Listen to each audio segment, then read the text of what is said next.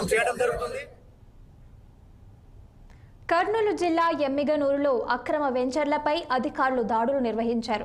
అనుమతులు లేని వెంచర్లలో రాళ్లు, డ్రైనేజీ, కాంపౌండ్ వాల్ను జేసీబీతో ధ్వంసం చేశారు.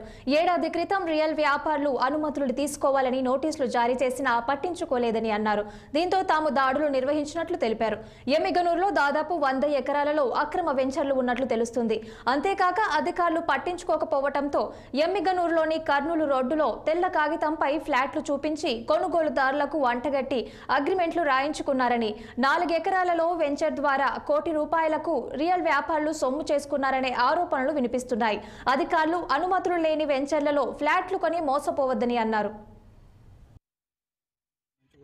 గత సంవత్సరం నుంచి కూడా మనం దాదాపు 40-50 లేఅవుట్ల వరకు ఇటువంటి అనాథరైల్ లేఅవుట్లు గుర్తించి వాటికి సంబంధించి ఒక ప్రొవిజన్ నోటీసు, తర్వాత కన్ఫర్మేషన్ నోటీసులు ఇవ్వడం జరిగింది.